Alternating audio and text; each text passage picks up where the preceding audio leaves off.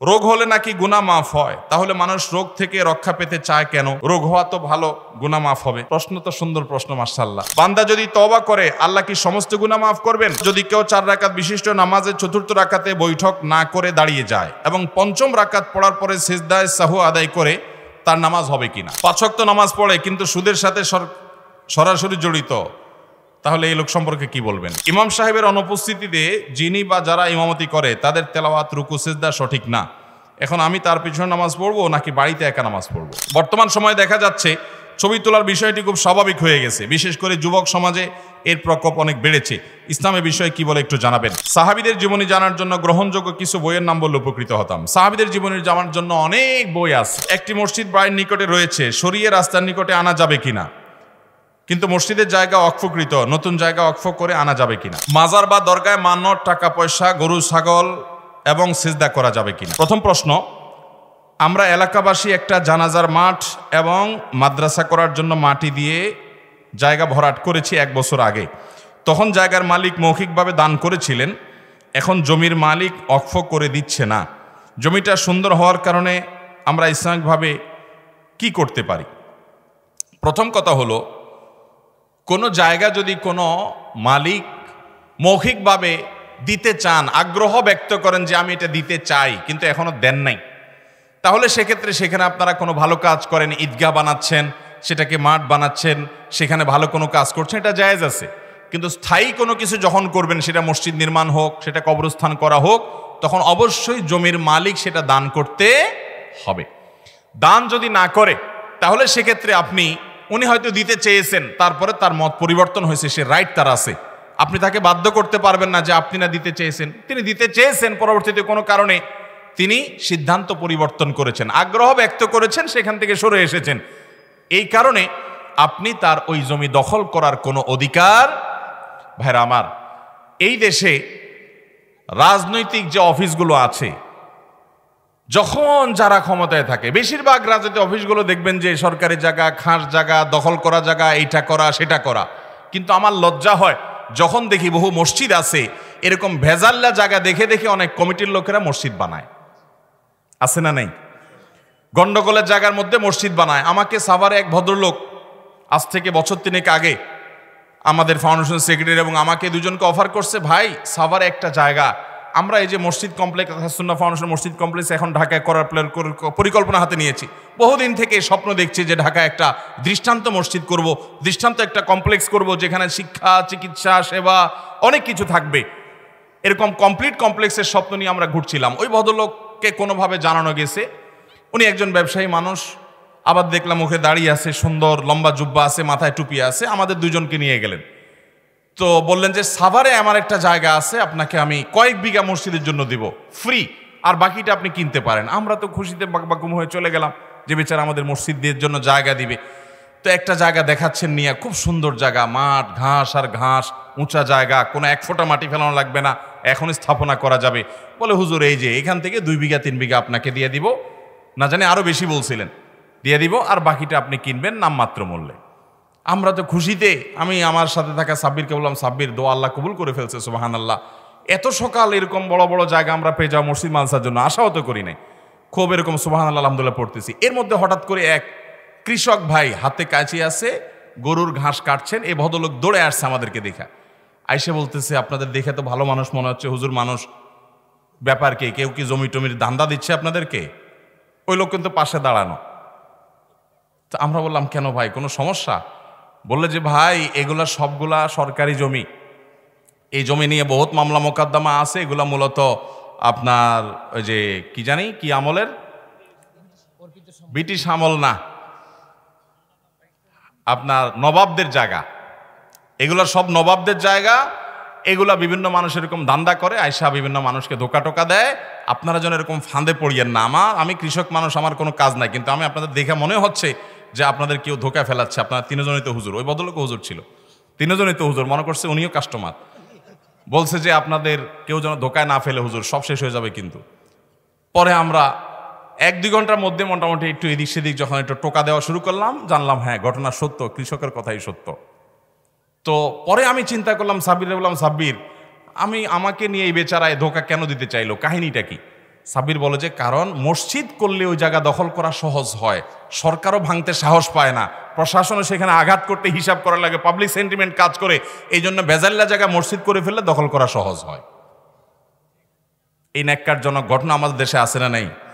অনেক মসজিদ কমিটির লোকজন আছে মনে করে মসজিদের জন্য চুরি করলে আল্লাহ মনে মাফ করবে, কারণ চুরিটা তো আমি নিজের জন্য করলাম না, সারা জীবন 2 নম্বরে চুরি, টিন চুরি, গম চুরি, ডাকাতি, 2 নম্বরই কাজ করে টোরে এরপরে বুড়া বয়সে বা রিটায়ারমেন্টের পরে অনেকে চিন্তা করে ঠিক আছে সারা জীবন যা আকাম কুকাম করছি সব তো নিজের জন্য করছি, এবার আল্লাহর জন্য কিছু চুরি করে যদি আল্লাহ আগেরগুলো মাফ করে, কি বলেন মাফ হবে? মায়ের আরো জোরে হবে। কেন জোরে হবে? কারণ আল্লাহ হয়তো বলতে পারেন যে তুই নিজের জন্য চুরি করছস এটা একটা ব্যাপার, তুই চুরি করছস, তুই অপরাধ করছস, তুই আমার ঘরকে আসামির কাঠগড়ায় দাঁড় করাইছস, ঠিক কিনা? অপরাধের মাত্রা আরো বেশি কিনা? আমি তো বলি ঢাকা শহরে, চট্টগ্রাম শহরে বহু মসজিদ আছে, এই মসজিদগুলোর হয়তো বৈধ জায়গার উপরে সব ঠিক আছে, কিন্তু রাস্তার 3 হাত জায়গা দখল করে ফেলছে সিঁড়ি দিয়া মসজিদের, আছে না নাই? বাসা বাড়িতে মানুষ গাড়ি উঠানোর জন্য, পার্ক করার জন্য এরকম উঁচা করে রাস্তার জায়গা দখল করে, সেটা অন্যায়। কিন্তু মসজিদের জন্য এরকম অন্যায় অনেক মসজিদ কমিটির লোকজন করে কি করে না?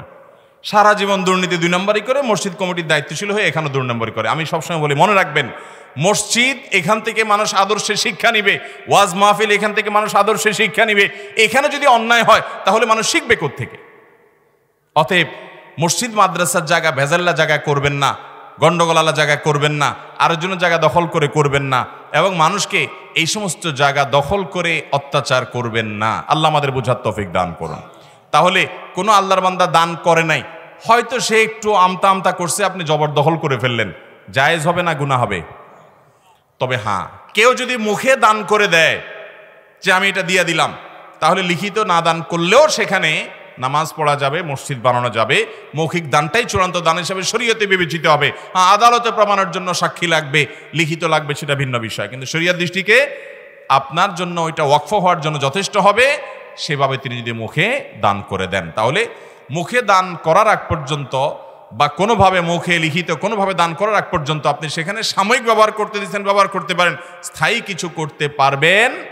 অতএব বেজাল্লা জায়গায় মসজিদ বানাবো না এবং 2 নম্বরে নিজের জন্য করব না, আল্লাহর ঘরের জন্য করব। অনেক মসজিদ আছে যে মসজিদের আশেপাশে যারা থাকে তাদের জীবন অতিষ্ঠ, আমরা আল্লাহর ঘরের নাম দিয়ে 2 নম্বরই করি, এটা করা যাবে? আল্লাহ তাআলা আমাদেরকে বুঝার তৌফিক দান করুন। মেয়েদের বিয়ে দেওয়ার সময় ল্যাপ, তোষক, খাট এগুলো দেয়, আবার বলে এগুলো যৌতুক না উপহার, এগুলো দেয়া লাগে, এক্ষেত্রে করণীয় কি? আমি প্রায় বলি চাঁদাবাজ, ডাকাত এবং দুর্নীতিবাজরা দুর্নীতি করে, খারাপ লোকরা মানুষের টাকা আত্মসাৎ করে, ছিনতাইকারী ছিনতাই করে, এটা বোঝা যায় যে এটা ডাকাত ছিনতাই করছে। কিন্তু যারা যৌতুক নেয় উপহার বলে, এখন অবশ্য উপহারা বলে না, এখন আরো আপডেট হয়েছে, টাকা পয়সা লাগবে তো বিয়ের সময় মেয়ের বাপকে বলে যে আমাদের তো আসলে কিচ্ছুর দরকার নাই, আপনি শুধু 2-3 লাখ টাকা হাওলাত দিবেন, ভিসা আসছে সৌদি আরবের, ছেলে বিজি সৌদি আরব চলে যাবে, মালয়েশিয়া চলে যাবে, ভিসার টাকা হাওলাত দিবেন, আমরা আপনার কাছে আল্লাহর রাস্তে চাই না, যৌতুক আমরা খাই না, এটা হারাম আমরা জানি, এজন্য কি চাই? হাওলাত চাই। এটা হলো আরো বড় চিটারি।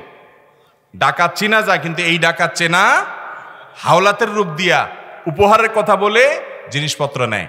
মনে রাখবেন, মেয়ের বাপ তার কাছ থেকে আপনি উপহারের নাম দিয়া, হাওলাতের নাম দিয়া বিভিন্ন রকমে যে সমস্ত খাট, পালং, ফ্রিজ কিনছেন এবং তার কাছ থেকে এগুলো আদায় করছেন, মোটরসাইকেল আদায় করছেন, টেলিভিশন আদায় করছেন, এগুলো সম্পূর্ণ হারাম এবং নাজায়েজ। এগুলো জায়েজ হওয়ার কোনো কারণ, একজন চোর চুরি করে, ডাকাত ডাকাতি করে, আপনি যা করেছেন এটা একই বিষয়, ওই দুইটার ভিতরে পার্থক্য করা কঠিন। আপনিও জুলুম করে সম্পদ আত্মসাৎ করেছেন। আল্লাহ তাআলা আমাদেরকে হারাম থেকে বেঁচে থাকার তৌফিক দান করুন। ভাইরা আমার, যৌতুক নেওয়ার জন্য এরকম নানামুখী মুখরোচক অনেক যুক্তি আমরা বের করি যে না এটা তো উপহার, এটা খুশি হয়ে আপনারা খুশি হয়ে যা দেন। একবার যাত্রাবাড়ির দিকে আমি গাড়ি ড্রাইভ করে যাচ্ছিলাম, তো এক পুলিশ আমাকে থামায়া বললেন যে হুজুর কিছু চা নাস্তার টাকা দেন, কিছু একটা দেন। কিরে ভাই, কোনো বলা না, আমি কি অন্যায় করলাম, কিছু একটা দিব? বলে না হুজুর আপনি খুশি হয়ে দেন, খুশি হয়ে দিলে তার হারাম হবে না। উনি আমারে মাসালা শিখাচ্ছেন যে খুশি হয়ে দিলে তার হারাম হবে না, খুশি আপনি কিছু একটা দেন। আরেকবার আমি সৌদি আরব থেকে আসছিলাম, তো সাথে খেজুর টেজুর আসছে, আমার গাড়ি থামাইছে। মাইক্রোবাস দেখলে অনেক সময় পুলিশ বেশি থামায়। ঢাকা শহরে যত গ্যাঞ্জাম ফাসাদ হয়, রাস্তায় যত ভিড় হয়, জ্যাম হয়, এই সবগুলো হয় বাসের কারণে, ঠিক না ঠিক? কারণ বাসগুলো মাঝখানে থামায় রাখে অযথাই, মাঝখান থেকে যাত্রী নামরা, ওরা নিজেরা কম্পিটিশন করতে গিয়ে রাস্তা আটকায় ফেলায়। যত উল্টাপাল্টা বেশিরভাগ বাসওয়ালারা করে, এবং তাদের কারণেই, ঢাকা শহরের কথা বলছি আমি, চট্টগ্রাম শহরের কথা, তাদের কারণেই রাস্তাঘাট জ্যামটা হয়। বাইকওয়ালারা উল্টাপাল্টা করে কি, ওই ফুটপাতের উপরে চালায়। এছাড়া প্রাইভেট গাড়ি যেগুলো আছে এগুলো বেশিরভাগই অনিয়ম, বাসের তুলনায় অনেক কম করে। কিন্তু এরপরে দেখবেন যে আমার পুলিশ ভাই যারা থাকেন, বেশিরভাগ পুলিশ ভাইদের নজর থাকে ওই যে শেখ আব্দুল্লাহ সাইফুল্লাহর একটা গাড়ি আছে, কি গাড়ি, নোয়া পুরান মডেলের, এটা দেখলেই বেচারারা থামায়। হ্যাঁ, হয়তো এটা দিয়ে অকারেন্স বেশি করে, ওনারা হয়তো ভালো জানেন, সেটা ভিন্ন বিষয়। কিন্তু আমার কথা হলো, সবচেয়ে বেশি অনিয়ম, ফিটনেস কিভাবে সার্টিফিকেট করা হবে আল্লাহ জানে, কিন্তু সেগুলো ধরাধরের নামগন্ধ নাই। তো যাই হোক, মাইক্রোবাস দেখলে একটু বেশি দাঁড় করায়, কারণ সেগুলো দিয়ে হয়তো অনুমোদন ছাড়া তারা ভাড়ায় খাটায়, ইত্যাদি কারণ থাকতে পারে, সেটা ভিন্ন বিষয়। যাই হোক, তো আমি মাইক্রোবাসে আসছিলাম, এয়ারপোর্ট থেকে বাসার দিক যাচ্ছি, আমার গাড়ি থামাইছি। থামানোর পরে ওই একই কথা, ওই ভিতরে দেখছে কার্টুন টার্টুন আছে, লাগেজ টাগেজ আছে, বিদেশ থেকে আসছে, বলে হুজুর বিদেশ থেকে আসছেন, কিছু একটা দিয়ে যান, এমনি দিয়ে যান হুজুর, কোনো অসুবিধা নেই। তো পরে আমি ওই কাঁচা খেজুর ছিল, 1 টন না কাঁচা খেজুর দিচ্ছি, বলছি নেন ভাই একটু কাঁচা খেজুর খান।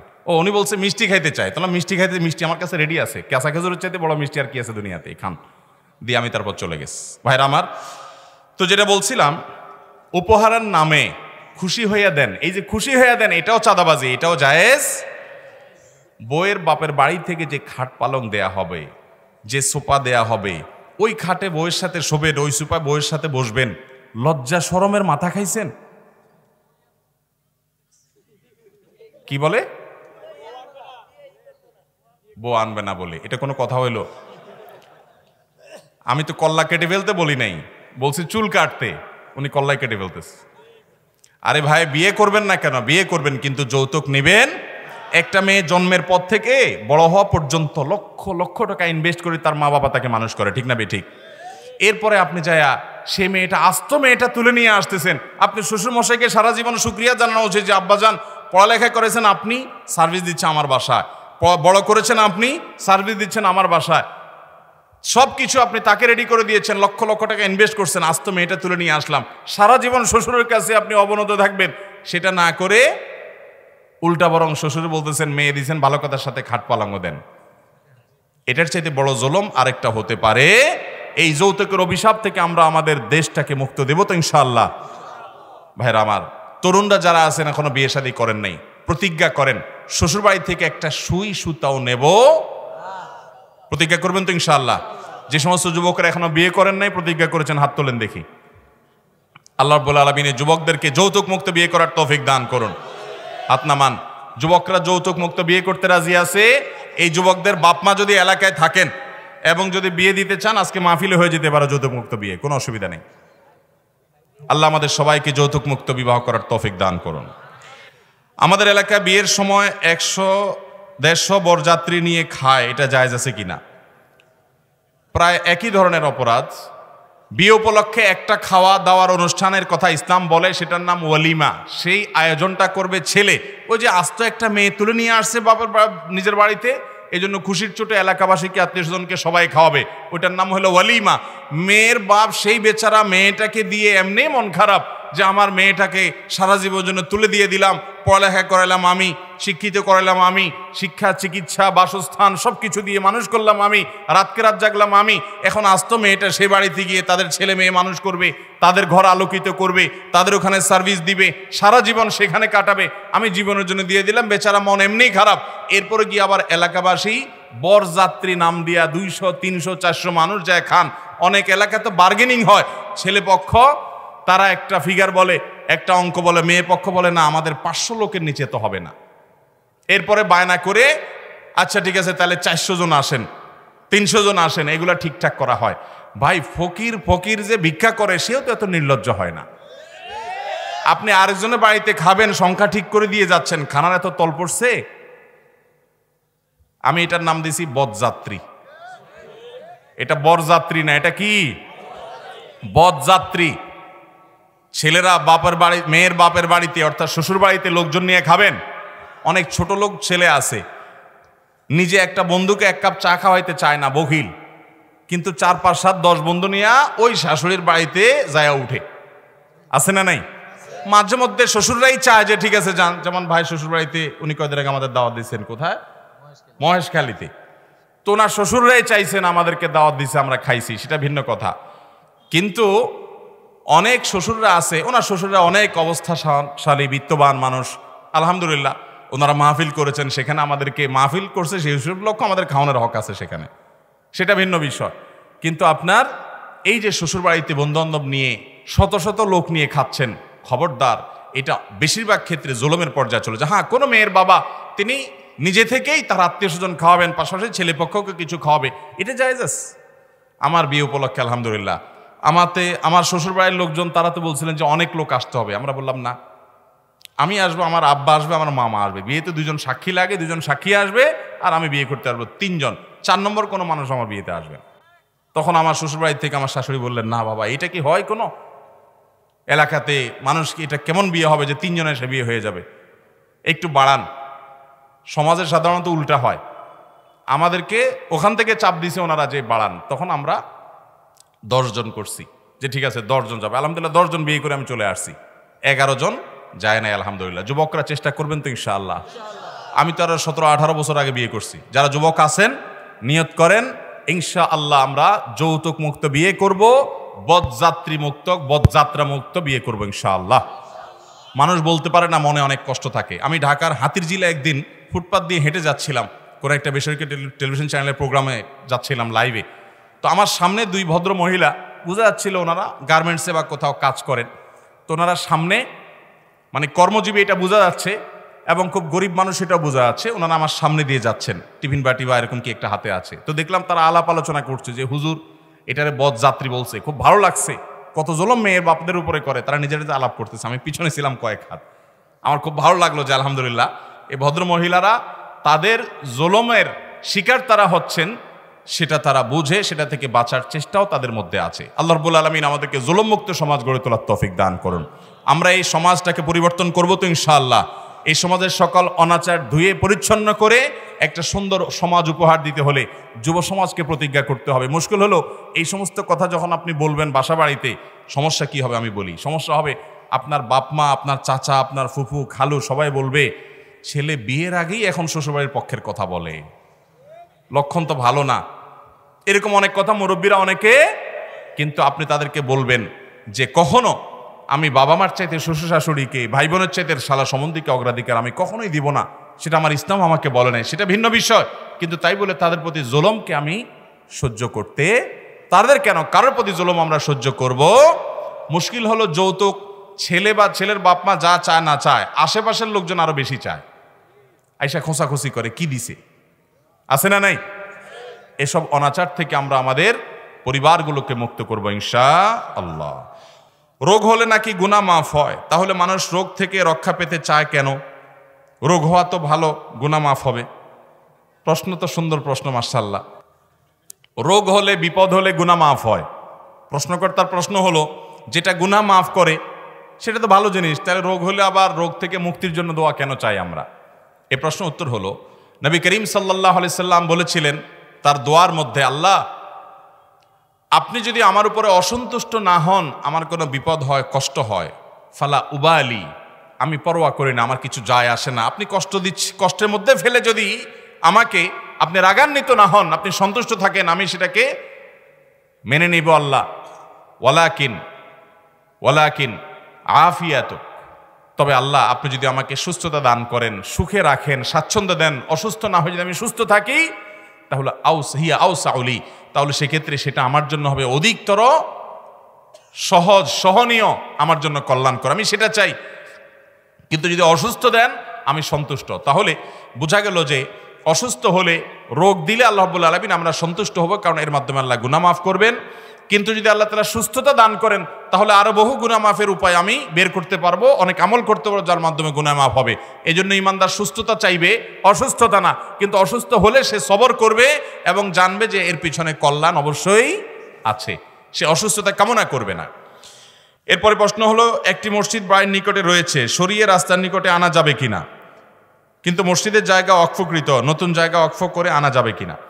কোনো জায়গা যদি মসজিদের জন্য অক্ফ করা হয়ে যায় তাহলে সেক্ষেত্রে সেই জায়গা যদি ব্যবহার অনুপযোগীও হয়, ধরুন মসজিদের ওখানে জায়গাটা ছোট আর এক্সটেনশন করার সুযোগ নেই, ব্যবহার উপযোগী কিন্তু ছোট্ট মসজিদ, পাশে আরেকটা বড় জায়গায় মসজিদ করা দরকার কারণ অনেক মুসল্লির ডিমান্ড, তাহলে এই মসজিদ আপনি পরিবর্তন করে সেটাকে ঘরবাড়ি বানাবেন, মার্কেট বানাবেন, এটা জায়েজ নাই।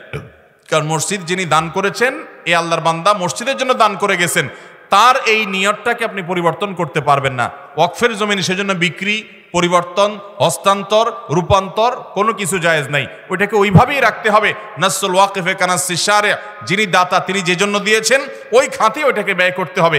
এমনকি এটা ব্যবহার অনুপযোগী হলে আপনি এটাকে ক্লোজ করে রাখবেন, কিন্তু অন্য কিছু বানাবেন না। যদিও সৌদি আরবের উলামায়ে কেরাম ক্ষেত্রে বিন বাজ রাহিমাহুল্লাহর ফতোয়া আছে যে এটা যদি অনুপযোগী হয় তাহলে এক্সচেঞ্জ করা যাবে, এটা অন্য কাজ করা যাবে। কিন্তু আমাদের সে উলামায়ে কেরাম বা উলামায়ে আহনাফ তাদের মত এবং দৃষ্টিভঙ্গি এবং আর অনেক উলামাদের মত হলো যে না, যেটা ওয়াকফ করা হয়েছে ওইটা যে জন্য ওয়াকফ হয়েছে ওই জন্যই ব্যবহার করতে হবে, অন্য কাজে ব্যবহার করা যাবে না।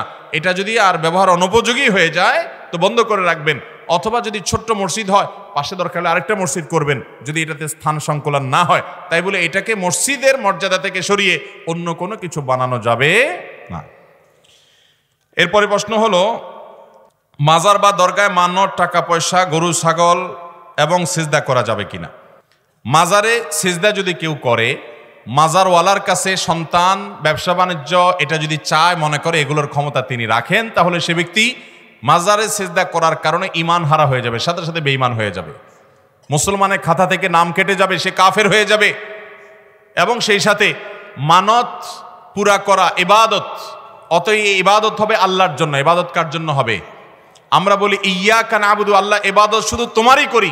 তাহলে মানত যদি আপনি কোনো মাজারে পীর সাহেবের জন্য করেন, কোনো মৃত দরবারে, মানুষের দরবারে যদি আপনি মান্নত করেন এবং সেখানে গরু ছাগল, হাঁস মুরগি, ডিম ইত্যাদি মান্নত করেন, মনে করেন ওখানে ওনাকে জন্য মান্নত করলে আপনার উদ্দেশ্য পূরণ হবে, তাহলে সেটা শিরক হবে, এটা গুনাহ হবে। এই গুনাহ থেকে আমাদেরকে বেঁচে থাকতে হবে। আল্লাহ আমাদের বেঁচে থাকার তৌফিক দান করুন। আমরা শুরুতে আলোচনা করেছি আমাদের আখিরাতে মুক্তির জন্য দুটি জিনিস লাগবে, শিরিক মুক্ত ঈমান, বেদাত মুক্ত আমল। অতএব এই কোন মাজারে সিজদা করা, মানত করা, গরু ছাগল ইত্যাদি মানত করা, এগুলো শিরক। নবী করিম সাল্লাল্লাহু আলাইহি সাল্লাম বলেছেন, মান নাযারা আন ইয়াসি আল্লাহ ফালা ইয়াসিহি, যদি কেউ ভুলভাল মানত করে, মাজারে মানত করে ফেলেছেন, কি করবেন? ওইটা ভঙ্গ করবেন, ওটা পুরা করবেন না, এবং এটার কারণে কোনো কাফারাও আপনার দিতে হবে না। আপনি তওবা করে বরং ফিরে আসবেন যে আমি এরকম ভুল জায়গায় মানত করব। আপনি মানত করবেন, গরিবকে দান করবেন, মসজিদকে দান করবেন, এরকম হবে। আমি গরিবকে দান করব, যে আল্লাহ গরিব দুঃখীকে আমি দান করব, তন কল্যাণমূলক কাজ আমি করে দিব তাদের জন্য, এরকম নিয়ত করবেন মান্নত হিসাবে। এরপরে প্রশ্ন হলো, যদি কেউ 4 রাকাত বিশিষ্ট নামাজের 4র্থ রাকাতে বৈঠক না করে দাঁড়িয়ে যায় এবং 5ম রাকাত পড়ার পরে সিজদায়ে সাহু আদায় করে, তার নামাজ হবে কিনা? 4 রাকাতওয়ালা নামাজ 4র্থ রাকাতে বৈঠক করা আপনার জন্য আবশ্যক। শেষ বৈঠকে সেটা না করে আপনি দাঁড়ায় গেছেন, মনে নাই, 3 নম্বর রাকাত মনে করে দাঁড়ায় গেছেন, এরপর আপনি জানলেন না এটা তো 4 নম্বর রাকাত ছিল, তাহলে আপনি ফিরে এসে বসবেন এবং সিজদায়ে সাহু দিয়ে নামাজ শেষ করবেন, নামাজ হয়ে যাবে। আপনি যেখানে থাকেন, দাঁড়ানোর পরে মনে হয়েছে ওই অবস্থায় বসে যাবেন, যেহেতু 4 নম্বর রাকাত এটা শেষ রাকাত, তাহলে সেক্ষেত্রে দাঁড়ায় গেছেন, বসে আত্মীয়তা পড়ে সিজদায়ে সাহু দিয়ে নামাজ পড়বেন, নামাজ হয়ে যাবে। যদি 5 নম্বর রাকাত শেষ করে ফেলেন, তারপরে মনে হয়, তাহলে সাথে আরেক রাকাত যোগ করবেন, তাহলে 6 রাকাত হবে। এরপরে সিজদায়ে সাহু দিয়ে নিবেন, 4 রাকাত ফরজ হয়ে যাবে, অতিরিক্ত 2 রাকাত নফল হবে। বুঝাতে পারছি বিষয়টা? 5 নম্বর রাকাতে যদি মনে থাকে তাহলে ব্যাক করে সিজদায়ে সাহু দিবেন, নামাজ হয়ে যাবে।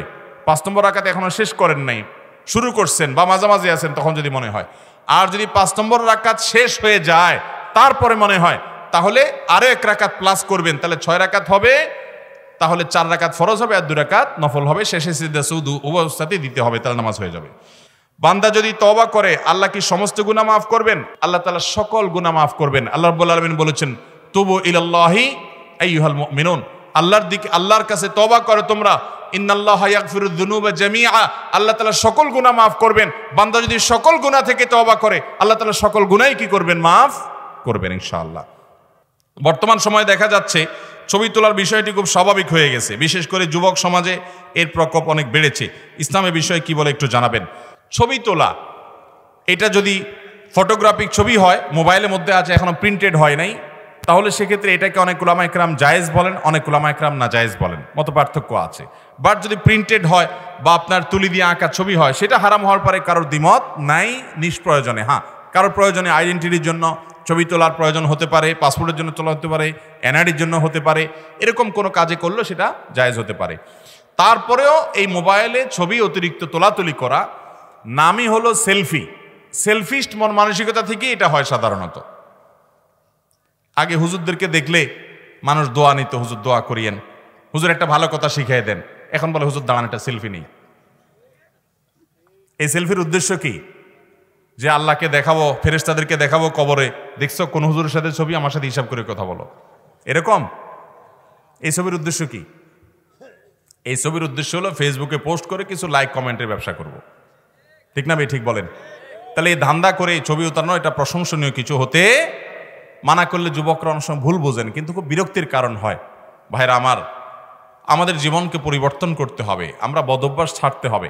অতএব এই অতিরিক্ত সেলফি তোলাতুলি আমরা না করে পারি না। সব সময় যুবকদেরকে অনেক সময় উৎসাহ করে ভালোর দিকে আনার চেষ্টা করি, যেহেতু এটাকে আমরা হারাম মনে করি না প্রিন্টেড হওয়ার আগ পর্যন্ত, তারপরও এটা অপ্রয়োজনীয় কাজ। এবং যেহেতু ওলামাদের ইখতিলাফ আছে, সেজন্য বেঁচে থাকাটাই হলো সতর্কতা। আল্লাহ আমাদেরকে বোঝান। যুবক অনেক সময় যুবতী মেয়েরা সালাম দেয় আমাকে, ফিতনার ভয়ে সব সময় উত্তর দেই না। আমি শুনেছি সালামের উত্তর দেওয়া ওয়াজিব। আমার প্রশ্ন হলো নন মাহরাম মহিলার সালামের জবাব দিতে হবে কিনা?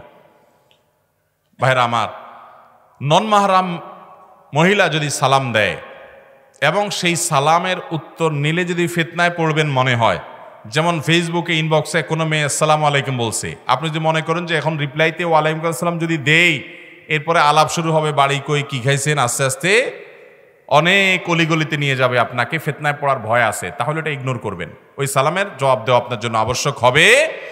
আর যদি এরকম ফিতনার কোনো আশঙ্কা না থাকে, আপনার দাদির বয়সে একজন মুরব্বী এসে আসসালামু আলাইকুম বলছে, তাহলে তো কোনো টেনশন নাই, তাহলে আপনি অবশ্যই সেখানে কি দিবেন? জবাব। এক কথায় দাদির বয়সে হইতে হবে এমন কোনো কথা না, এটা শুধু উপমা স্বরূপ বললাম আমি। কোনো মেয়ে যদি আপনাকে সালাম দেয় এবং সালামের জবাব নেওয়াতে যদি কোনো ফিতনায় পতিত হওয়ার আশঙ্কা না থাকে, তাহলে ইনশাআল্লাহ আপনি সালামের জবাব নিতে পারেন।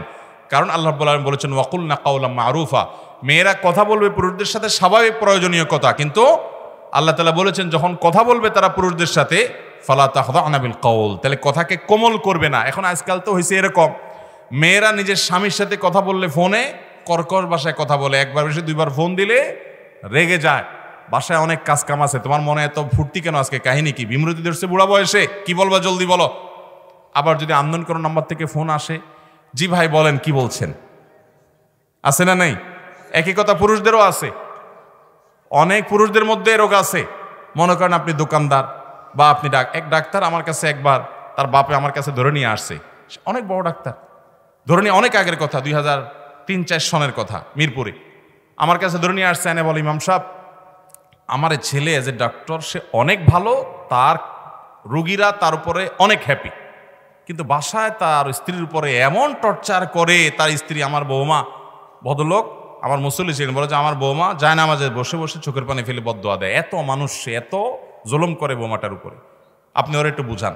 তো আমি বললাম ডাক্তার সাহেব আপনি এজ এ ডাক্তার এত ভালো, মাশাআল্লাহ, সব জায়গায় আপনি ক্লায়েন্টের সাথে এত সুন্দর ব্যবহার করেন যে আপনার রোগীরা সবাই খুশি, তো বাসায় ভালো ব্যবহার করলে সমস্যাটা কোথায়? তা আমার উনি হেসে উঠে বলতেছে হুজুর এটা তো আমার বিজনেস, এটা তো বিজনেস না, অথচ বাসারটা বড় বিজনেস। ঠিক না বে ঠিক? নবী করিম সাল্লাল্লাহু আলাইহি ওয়াসাল্লাম বলেছেন যার স্ত্রীর কাছে সে ভালো, সে আসলেই ভালো, বাহিরের ভালোর কোনো ভ্যালু নাই যতক্ষণ পর্যন্ত আপনার স্ত্রীর কাছে ভালো না হবে। অতএব ভাইরা আমার, স্বামী স্ত্রী একে অন্যকে সালাম দিবে এবং সুন্দর আচরণ করবে, কিন্তু তাই বলে নন মাহরাম মেয়ে তিনি ছেলের সাথে এবং ছেলে মেয়ের সাথে কোমল কণ্ঠে কথা বলবে না যদি ফিতনার আশঙ্কা থাকে। অনেক লোক আছে, ওই যে বললাম কাস্টমারের সাথে খুব সুন্দর কথা বলে। ধরেন একজন দোকানদার, তার দোকানে একটা মহিলা কাস্টমার আসছে, দেখবেন খুব সুন্দর করে বলবে আপা বসেন বসেন, এই আপারে চা দে, আপা কোক খান, কি আনবেন, অস্থির হয়ে যায় আপা আপা করতে করতে, ঠিক না? একই সময় তার বউ যদি ফোন দেয়, ফোনটা ধরে কি বলে, কি বলবা তাড়াতাড়ি বলো, দোকানে কাজ কাম আছে আমার, সারাক্ষণ কাজ নাই কাম নাই, বাসায় একটু পরপর শুধু ফোন দাও।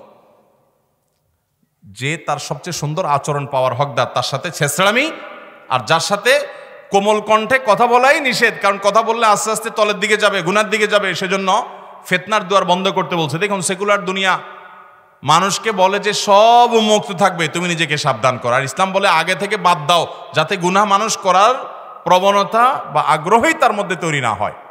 অতএব ভাইরা, সালাম দেওয়ার ক্ষেত্রে, মেয়েদের সালামের জবাব দেওয়ার ক্ষেত্রে এই মূলনীতি আমাদেরকে মাথায় রাখতে হবে যে ফিতনা মুক্ত হলে আমরা সালামের জবাব, সালাম আদান প্রদান করব, আর ফিতনা মুক্ত না হলে সেক্ষেত্রে সালাম আদান প্রদান করব। মেয়েরা মেয়েদেরকে সালাম দিবে, ছেলেরা ছেলে সালাম দিকে, এটা নিয়ে কোনো সন্দেহ নেই, কিন্তু মেয়েরা ছেলেদেরকে সালাম দিবে, ছেলেরা মেয়েদেরকে সালাম দিবে তখন যখন ফিতনার আশঙ্কা থাকবে না। এবং সেক্ষেত্রে ওই যে বললাম, কোমলতা সৃষ্টি করা, কৃত্রিমতা সৃষ্টি করা, আকৃষ্ট করা নিজের দিকে, এটা যদি থাকে তাহলে সেটা কি হবে না, জায়েজ হবে না। সাহাবীদের জীবনী জানার জন্য গ্রহণযোগ্য কিছু বইয়ের নাম বললে উপকৃত হতাম। সাহাবীদের জীবনী জানার জন্য অনেক বই আছে। সমকালীন যুগে ডক্টর আলী আস-সাল্লাবি অনেক বড় একজন গবেষক, তিনি আরবি ভাষায় অনেকগুলো জীবনী গ্রন্থ লিখেছেন। রাসূল আকরাম সাল্লাল্লাহু আলাইহি ওয়াসাল্লামের সিরাতের সম্ভবত 3 ভলিউমে একটা বই আছে ওনার।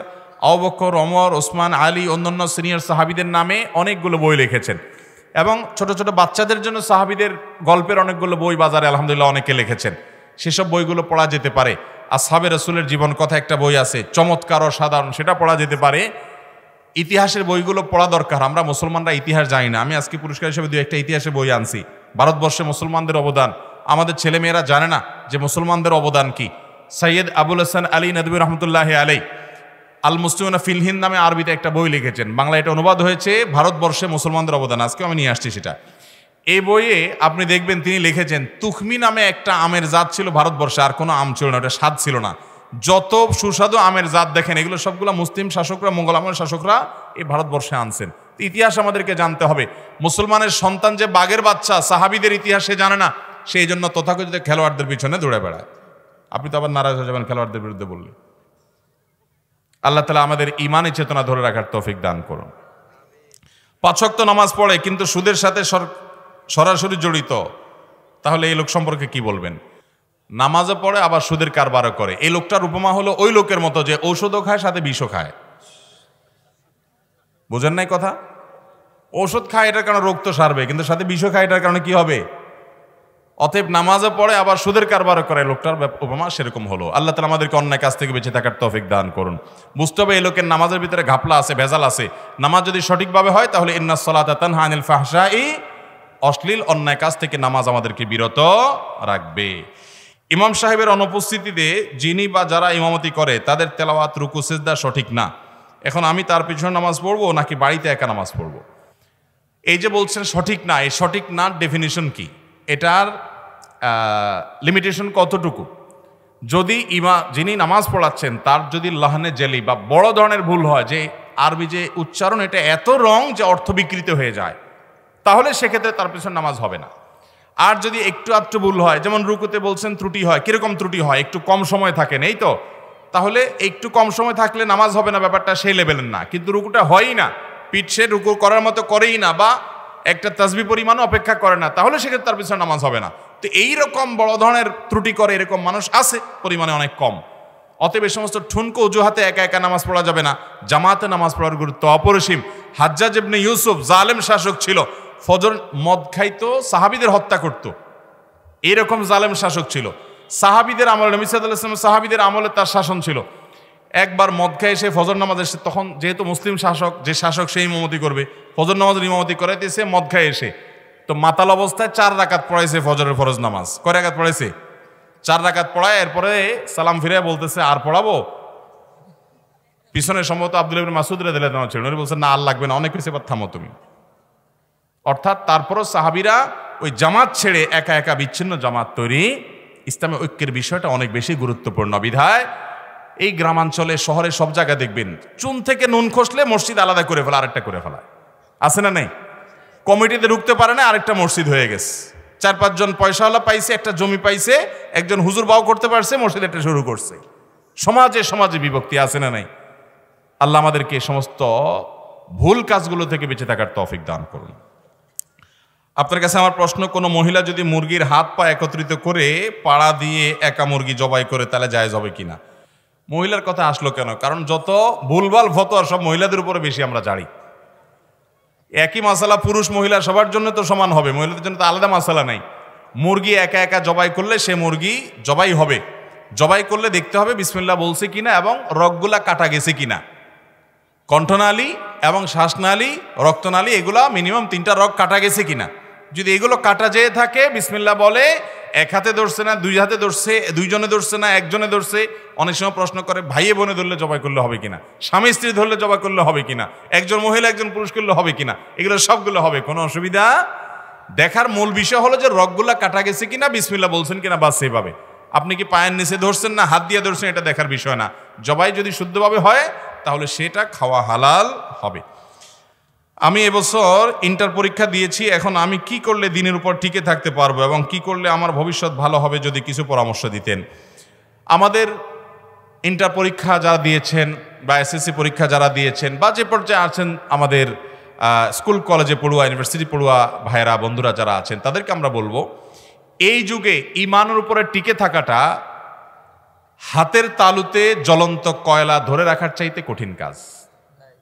চতুর্পাশে এত ফিতনা, এত শঙ্কা যে ঈমানের উপরে টিকে থাকাটা মহা চ্যালেঞ্জের ব্যাপার হয়ে গেছে, বিশেষ করে তরুণদের জন্য। আমি তো প্রায় বলি, আমাদের বাবা মা আমাদেরকে যেখানে রেখে গেছেন, এই যে জনাব আব্দুল মান্নান বেগ, তিনি তার সন্তানদেরকে একটা জায়গায় রেখে গেছেন। তার সন্তানদের সাথে আজকে আলাপ করছিলাম যে আমাদের সন্তানদেরকে সেই জায়গায় যদি রেখে না যায়, আল্লাহর কাছে জবাবদিহি করা লাগবে। কারণ দিনের আমানত তারা আমাদের কাছে দিয়ে গেছেন, আমাদের বাপ দাদারা। আমরা যদি আমাদের সন্তানদের কাছে সেটা রেখে যেতে না পারি, তাহলে তো এই যে শত শত বছর এই ধারাটা আসছে, আমার কাছে এসে বিচ্ছিন্ন হয়ে গেল। আল্লাহর কাছে জবাবদিহি করা লাগবে। এই জন্য এই ভয়াবহ ফিতনার যুগে বাপমারা চাইলে অনেক সময় সন্তানদেরকে রক্ষা করতে পারে না। যারা স্কুল কলেজে পড়েন, আমি তাদেরকে বলবো, প্রথমত দ্বীনের বেসিক বিষয়গুলো জানবেন, বেসিক ইলম অর্জন করবেন, কোরআন হাদিস সম্পর্কে জানবেন। দ্বিতীয়ত, ভালো ভালো বন্ধু যারা নামাজি, কালামি, মাদকাসক্ত না, মেয়েদেরকে টিচ করে না, খারাপ কাজ করে না, ভদ্র, আল্লাহ ভীরু, এরকম বন্ধুদেরকে খুঁজে খুঁজে তাদের সাথে বন্ধুতা করবেন। কারণ মানুষ ভালোর সঙ্গেই ভালো হয় আর খারাপ সঙ্গে খারাপ হয়। তৃতীয়ত যে কাজটা করবেন সেটা হলো বেশি বেশি ওলামায়ে কেরামের তত্ত্বাবধানে থাকবেন এবং কোরআন হাদিসের টেস্টগুলো, ব্যাখ্যাগুলো জানার চেষ্টা করবেন, বোঝার চেষ্টা করবেন। এই যে আমি সমস্ত মাহফিলে, সকল মাহফিলে আমি কিছু বই নিয়ে যাই, নিজের গাঁটের টাকা দিয়ে বই এনে আমি যুবকদেরকে হাদিয়া দেওয়ার চেষ্টা করি। এটা আজকের না, আমার অনেক আগে থেকে, কিশোর বয়স, তরুণ বয়স থেকে আমি মানুষকে বই উপহার দেওয়া পছন্দ করি। হাজার হাজার টাকার বই কিনে আমি ফতুর হয়ে যাওয়ার দশা। বই কিনে স্টপ করে ফেলি, আমার অফিসে যে যায় একটা বই আমি ধরাই দিই। আমাদের যে রাসূল আকরাম সাল্লাল্লাহু আলাইহি ওয়াসাল্লামের সকাল সন্ধ্যার দোয়া এবং জিকির, 3 লক্ষ বই আমরা প্রিন্ট করেছি। 3 লক্ষ, বাংলাদেশে কল্পনা করা যায় কিনা আমি জানি না, 3 লক্ষ বই আমরা মানুষকে দিয়েছি আলহামদুলিল্লাহ। অতএব এই বই পুস্তককে সঙ্গী বানাবেন, ভালো সঙ্গী ধরে রাখবেন, ওলামাদের সান্নিধ্যে থাকবেন এবং কোরআন হাদিস সম্পর্কে বেসিক নলেজ অর্জন করবেন এবং আল্লাহর কাছে দোয়া করবেন, আল্লাহ ফিতনামুক্ত জীবন তোমার কাছে চাই। আল্লাহ আমাদের তরুণ ভাইদেরকে হেফাজত করুন। ভাইরা, আমার রাত অনেক হয়েছে, কিন্তু আমার কাছে প্রশ্ন আরও অনেক আছে। আমার মনে হয় আর দীর্ঘায়িত করা ঠিক হবে না। এই প্রশ্নগুলোর উত্তর আল্লাহ যদি বাঁচান আমাদেরকে, আমরা অন্য কোথাও দিয়ে দিই, কি বলেন? কারণ রাত কম হয় নাই তো, 12টা বাজার উপক্রম, যেহেতু 12টা বাজার উপক্রম, অতএব আমার মনে হয় পরে দিই। তারপরেও আর 2টা প্রশ্ন আছে, আমার মনে হয় একটু দিয়ে দেই। আমার এক বন্ধু জানতে চাচ্ছে হারাম রিলেশনের শাস্তি কি, আর রিলেশন করে যারা ধোঁকা দেয় তাদের জন্য কি কোনো বিশেষ শাস্তির বিধান আছে কিনা, নাকি হারাম রিলেশন হওয়ায় দুইজনের সমান শাস্তি হবে? যারা হারাম রিলেশন করে তাদের অপরাধ একটা, আর যারা হারাম রিলেশন করে প্রতারণা করে, 2 নম্বরই করে, প্রেমের অভিনয় করে, আসলে ধান্দা হলো ভণ্ডামি, ধান্দা হলো বদমাইশি, এরকম যারা করে তারা ডবল অপরাধ করে। একটা হলো ওই যে প্রতারণা করে, আরেকটা হলো 2 নম্বরই করে, হারাম সম্পর্ক করে, যেন ডাবল অপরাধ হবে এবং এই অপরাধের শাস্তি ভয়াবহ হয়। এটা জেনা। আমাদের অনেক তরুণরা এটাকে দোষের কিছু মনে করে না। আমি প্রায় সময় বলার চেষ্টা করি, দাম্পত্য জীবনের সুখ আল্লাহ তাআলা হারাম করে দিবেন যদি দাম্পত্য জীবনে বিয়ের আগে আকাম কুকাম করেন। আর যদি ভালোবাসা ধরে রাখেন, আমি এটাকে বলি সফট ড্রিঙ্কসের ঝাঁজের মতো হলো মানুষের ভালোবাসা। সফট ড্রিঙ্কস এটা যতক্ষণ পর্যন্ত ইনট্যাক্ট থাকে বা ওইটা ভিতরে ঝাঁজটা থাকে, খুলে ফেলছেন 2-4-5 ঘন্টা পরে আর ঝাঁজ থাকে না। আকাম কুকাম করে ভালোবাসা যেখানে সেখানে বিলায় বেড়াবেন, এরপরে বিয়ে করার পরে বৈধ ভালোবাসা টান পড়বে। কথা কি বুঝাতে পারছি? যারা ভালোবাসার ট্রেনিং দেয়, এই যে বিভিন্ন তথাকথিত তারকা, বিনোদন কর্মী, বিভিন্ন অভিনেতা অভিনেত্রী, এদের বিয়ে দেখবেন বিশাল ডাকডোল পিটে লক্ষ লক্ষ কোটি টাকা খরচ করে হয়। আবার সে বিয়া ভাঙতেও দেরি, এক একজনের 5টা 10টা করে বিয়ে হয়, হইতে দেরি ভাঙতে দেরি না। চায়না মালও আরো বেশি লাস্টিং করে, ঠিক কিনা বলেন? তো এই যে 2 নম্বরে এটা কেন হয়? এই যে বিয়ে ভাঙে কেন? গত কয়েক বছর আগে বাংলাদেশের বিভিন্ন জাতীয় দৈনিকের রিপোর্ট বলছে প্রতিদিন ঢাকা শহরে 33টা করে বিয়ে ভাঙছে। এখন সেটা আমার মনে হয় 50টার উপরে। আমি বিভিন্ন মাহফিলে ঘটনা বলেছি। মৌলভীবাজার মাহফিলে গেছি, চেয়ারম্যান সাহেব এসে বলছে, হুজুর 10-15 দিন হয়েছে চেয়ারম্যান হয়েছি, 25টা শুধু বিয়ে ভাঙার বিচার আসছে আমার কাছে। এই বছরের ঘটনা, নরসিংদীতে আরেক চেয়ারম্যান এ বিষয়ে আলোচনা করতেছি, পাশে বসা ভদ্রলোক বলতেছে, হুজুর কি বলবো, আমি চেয়ারম্যান হওয়ার পরে বিসমিল্লাহ করছি তালাকের বিচার দিয়া। তাহলে সম্পর্কগুলো ভালো যাচ্ছে, দাম্পত্য সম্পর্কগুলো সব শেষ হয়ে যাচ্ছে। এর অন্যতম কারণ হলো এই অবৈধ সম্পর্ক, হারাম রিলেশন। এগুলোর কারণে আমাদের দাম্পত্য জীবনে অসুখ তৈরি হচ্ছে। যুবকরা এগুলো ছাড়বো তো ইনশাআল্লাহ। আল্লাহর জন্য হারাম সম্পর্ক ছেড়ে দিব, বৈধ ভালোবাসার জন্য অপেক্ষা করব। আল্লাহ আমাদেরকে সেই তৌফিক দান করুন। তাহলে হারাম রিলেশন করে, আবার এটাকে নাম দিয়েছেন প্রেম ভালোবাসা। এটা হলো খারাপ বাসা, এটা কখনো ভালোবাসা হতে, ভালোবাসা হলো স্বামী স্ত্রীর মধ্যকার বৈধ যেটা, সেটা কেন? এর কারণ হলো যেটা অবৈধ হয় সেটা আবার ভালোবাসা কিভাবে হয়? এটার নাম দিয়েছেন আপনারা প্রেম। আবার বলে পোলাপান হাদিস বানাইছে, বলে প্রেম পবিত্র জিনিস, বলে স্বর্গ থেকে আসছে। এরকম বহুত ভিত্তিহীন বোগাস হাদিস বানাইছে। মনে রাখবেন, এই প্রেম কোনো পবিত্র জিনিস না। স্বামী স্ত্রীর মধ্যকার প্রেম কি হতে পারে? পবিত্র হতে পারে। এটা হলো মেয়েদের ফুচকার, চটপটি, বাদাম, চাইনিজ খাওয়ার ধান্দা, আর মেয়েদের হলো, ছেলেদের হলো বদমাইশি করার ধান্দা। নাম দিছে প্রেম। এগুলা কয়টা বিয়ে পর্যন্ত টিকে? বেশিরভাগই 2 নম্বরই করে। মেয়ের সাথে মেয়ে পড়ানোর জন্য অনেক মিথ্যা কথা বলে, তোমার ভালোবাসি, তোমার ছাড়া বাঁচবো না, হান তান। এদিকে মহিলা মাদ্রাসার প্রিন্সিপালরা এসে বলে, হুজুর একটা ভালো ছাত্রী দেখেন আপনার। ঠিক না বে ঠিক? আল্লাহ তাআলা এই প্রতারণা থেকে আমাদেরকে বেঁচে থাকার তৌফিক দান করুন। এগুলো গুনাহের কথা ভাই। রমজান মাসে চাঁদ উঠেছে, এটা অবগত হওয়ার পরও কেন রমজান মাসের সওম ও ঈদ একই দিনে আমরা করতে পারছি না? যেহেতু বলা আছে চাঁদ দেখে সওম ও ঈদ পালন করো। আমাদের অনেক যুবক ভাইরা আছেন এটা নিয়ে খুব বেশি অস্থির হয়ে গেছেন। তাদের চিন্তা হলো সৌদি আরব আলাদা একদিনে ঈদ করে, আমরা আরেক দিনে ঈদ করি। মুসলমানরা এক হতে পারলো না, তারা ঐক্যবদ্ধ করতে চাচ্ছে। ঐক্যবদ্ধ করতে গিয়া বাংলাদেশের মানুষ একই দিনে ঈদ করে, বাংলাদেশের মানুষ অন্তত ঐক্যবদ্ধ। এখন বাংলাদেশের মানুষকে কয়েক টুকরা করে দিছে, এক গ্রুপ আগের দিন করে আর এক গ্রুপ পরের দিন করে। তাহলে ঐক্য সৃষ্টি করতে গিয়ে আপনারা বিভেদ তৈরি করলেন, ঠিক কিনা বলেন?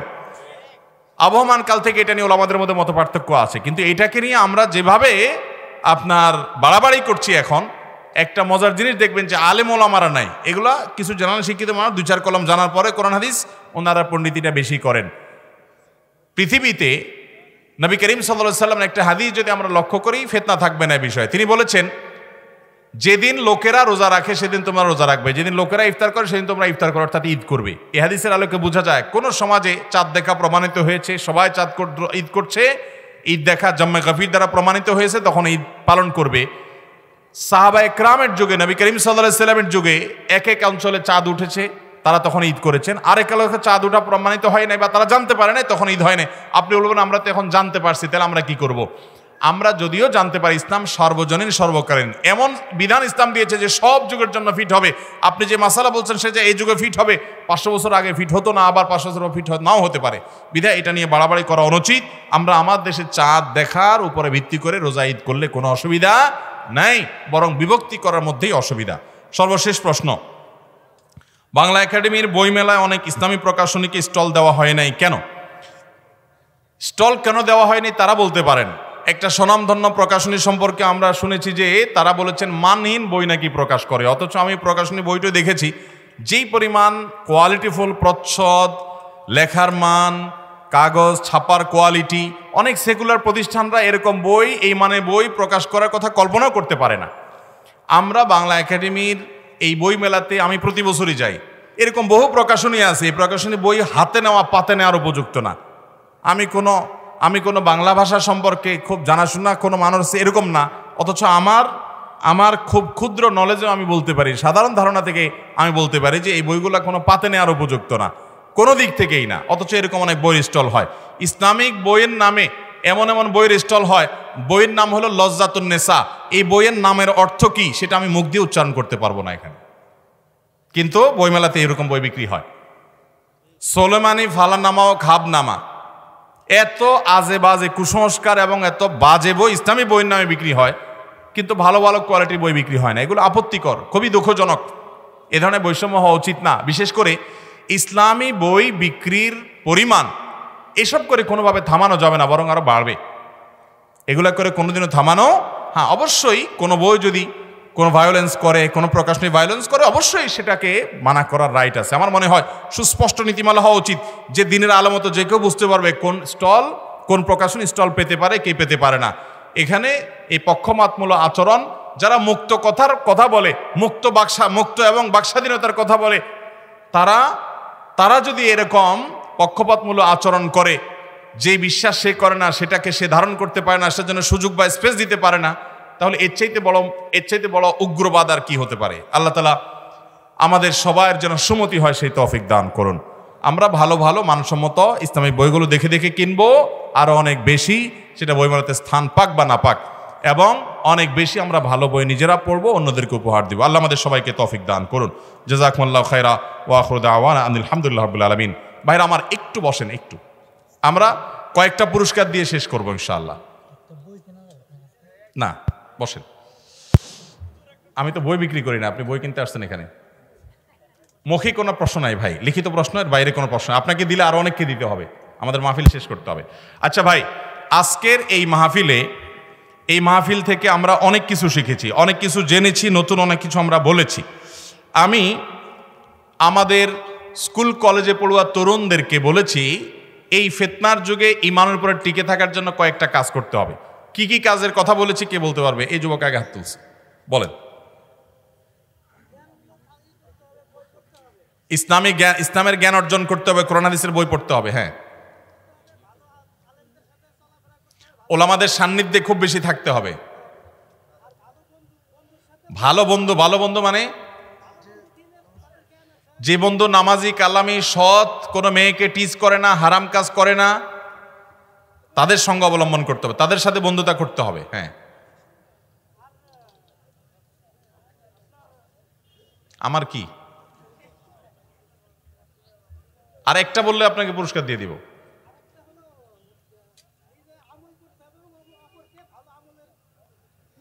এটা আপনি বানায় বলছেন, কথাটা সুন্দর বলছেন।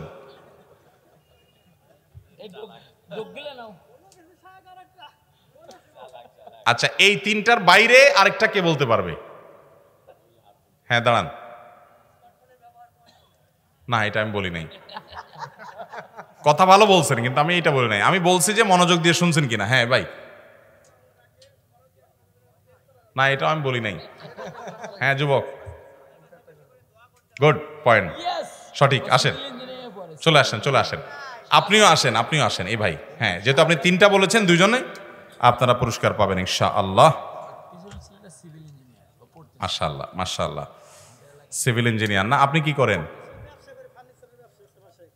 করেন? মাশাআল্লাহ।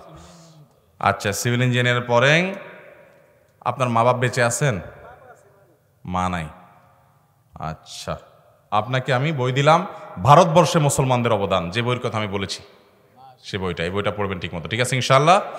আর যুবক ভাই আপনি আসেন, আপনাকে আমি দিচ্ছি গুরুদত্ত সিং, একজন অমুসলিমের লেখা তোমাকে ভালোবাসি হে নবী, অসাধারণ একটা বই।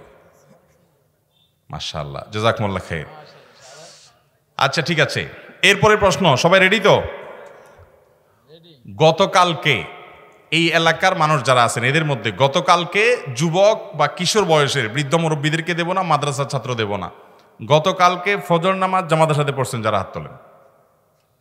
সাক্ষী দেখাইতে পারবেন যারা, তারা হাত তোলেন। বলেন আপনার সাক্ষী কে? ইমাম সাহেব কই? সর্বনাশ, গতকালকে পড়ছে। মাশাআল্লাহ, আসেন, এরকম ইমাম ধরে হাজির করে ফেলছে। মাশাআল্লাহ। কি নাম, কি করেন আপনি? Inter first year. আপনার জন্য বিভিন্ন ইসলামের বিরুদ্ধে যে অপপ্রচার হয়, এগুলার জবাব, বইয়ের নামই জবাব, বেশ কয়েকজন ভালো ভালো লেখকের বই, আপনাকে এটা হাদিয়া ইনশাআল্লাহ। মাশাআল্লাহ, জাযাকুমুল্লাহ খাইর, বারাকাল্লাহু ফিকুম। আচ্ছা ভাই, এরপরের প্রশ্ন হলো, আপনার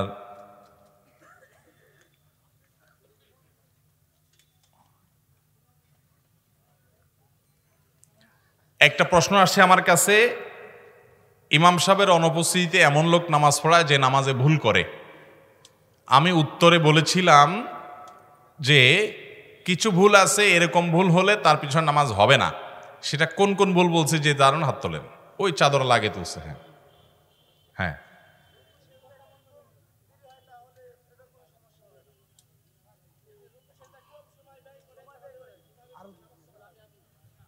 রুকু সেজদা কত কম,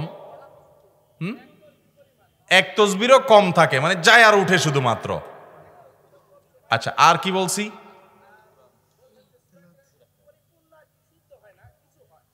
না, এই শুদ্ধ অশুদ্ধর মানদণ্ড বলছি আমি। হ্যাঁ, অর্থ বিকৃত হয়ে যায়। আসেন আসেন, এরকম ভুল যদি হয়, বড় ভুল হয়, বড় ভুল মানে হলো এত রং হয় যে অর্থটাই চেঞ্জ হয়ে যায়, মিনিং চেঞ্জ হয়ে যায়, এরকম ভুল যদি হয়। মাশাআল্লাহ, কি নাম আপনার? আব্বা আম্মা আছেন? বই পড়তে পারেন তো? কি করেন আপনি? দর্জির দোকান। আব্বা আম্মা দুজন আছেন? আপনাকে একটা বই দিচ্ছি, মা মা মা এবং বাবা। দারুণ একটা বই, এই বই আমি সম্পাদনা করেছি, শরীর সম্পাদনা। মাশাআল্লাহ, জাযাকুমুল্লাহ খাইর, বারাকাল্লাহু ফিকুম। আচ্ছা, এরপরের প্রশ্ন হলো, আল্লাহু আকবার, লা হাওলা ওয়ালা কুওয়াতা ইল্লা বিল্লাহ।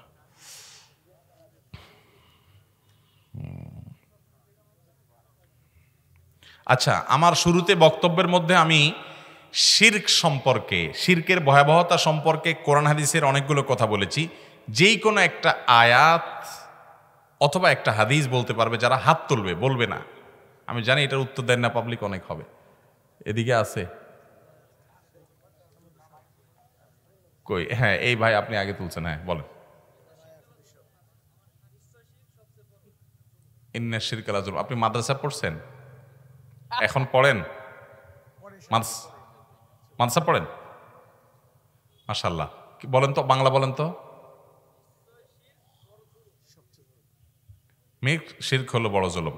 একটা হাদিস বলেন তো। আপনি পুরস্কার পেয়ে গেছেন, শর্ত পূরণ করছেন, এখন হাদিস বললে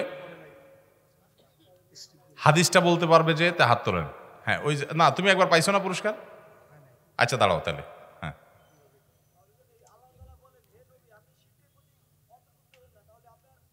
এটা আয়াত হয়েছে, আয়াত, কোরআন আয়াত। কিন্তু যেহেতু চেষ্টা করছো তুমি, দুজনে আসুন, দুজনে পুরস্কার দেবো। আর কি হাদিস বলতে পারবে, কে হাত তোলেন? হ্যাঁ, ওই যে পিছনে ভাই, হ্যাঁ বলেন।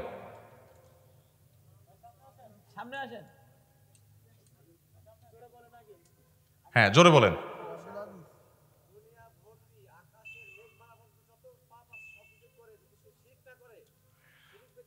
আমি এ হাদিস বলি নাই।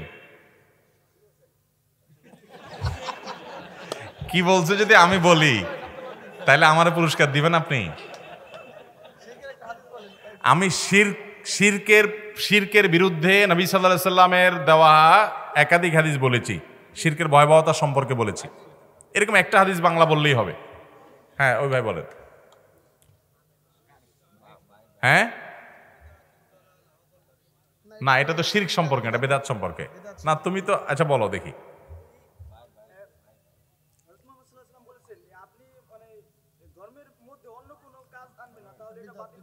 মাশাআল্লাহ, এটা তো বেদাত হইছে, শিরক চাচ্ছি।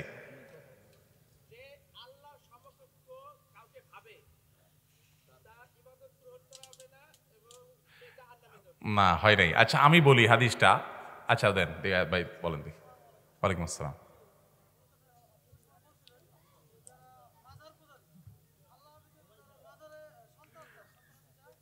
আমার বক্তব্য বলতে বলে নাই, নবী সাল্লাল্লাহু আলাইহি ওয়াসাল্লামের বক্তব্য বলতে বলছে। কেউ পারলেন না, আমি বলে দিই তাহলে। নবী করিম সাল্লাল্লাহু আলাইহি ওয়াসাল্লাম একটা হাদিস আমি বলেছি, নবী আলাইহিস সালাম বলেছেন, আল্লাহর পাওনা বান্দার কাছে যে আল্লাহর ইবাদত করবে, একত্ববাদ এই বিশ্বাস অন্তরে ধারণ করবে, তাওহীদ প্রতিষ্ঠা করবে, আল্লাহর সঙ্গে কাউকে শিরিক করবে না, এটা হলো কার পাওনা? আল্লাহর পাওনা। যেহেতু আল্লাহই খালে, আল্লাহই পালে, আল্লাহই সৃষ্টিকর্তা, তাহলে আবার আরেকজনের ইবাদত কেন করবে? এটা আল্লাহর হক, হলো আল্লাহরই শুধু ইবাদত করা, এটা আল্লাহর হক। আর আল্লাহর এই হক যদি বান্দা আদায় করে তখন বান্দার হক, বান্দার পাওনা আল্লাহর কাছে হয়ে যায়, তাকে শাস্তি না দিয়ে সরাসরি জান্নাতে দেওয়া। এই হাদিস আমি বলেছি। যাই হোক, তোমরা দুজনে পেরেছ। আমার ওই ভাই, কি নাম তোমার? কোথায় কি করো তুমি? ঘুমটা দিছো কি ঠান্ডার জন্য? আচ্ছা ঠিক আছে। আমার লেখা সকাল সন্ধ্যার দোয়ার বই, একটা হাদিয়া তোমারে, ওই ভাইকে আরেকটা হাদিয়া। মাশাআল্লাহ মাশাআল্লাহ। আচ্ছা ভাই, এরপরের প্রশ্ন হলো, আমি বেদাত সম্পর্কে অনেকগুলো হাদিস বলেছি, দুইটা হাদিস বলতে পারবে যে হাত তোলেন? দুইটা যে বলতে পারবে। হ্যাঁ বলেন আপনি। কুল্লু বিদাতিন দলালা, বাংলায় বলেন। সকল বেদাতি গুমরাহি। এরপরে অংশ কি? সকল গুমরাহির ঠিকানা হলো জাহান্নাম। আচ্ছা ধরে নিলাম একটা। হ্যাঁ এরপরটা বলেন, আপনি বলেন। এটা হয়ে গেছে, উনি বলছেন যেটা। আপনি আরেকটা বলেন দেখি, আর কে বলতে পারবে? হ্যাঁ বলেন।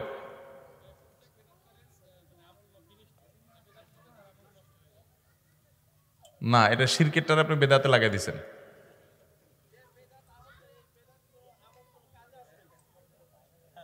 এটা তো ওয়াজ হয়ে গেল, আমি হাদিস চাইছি।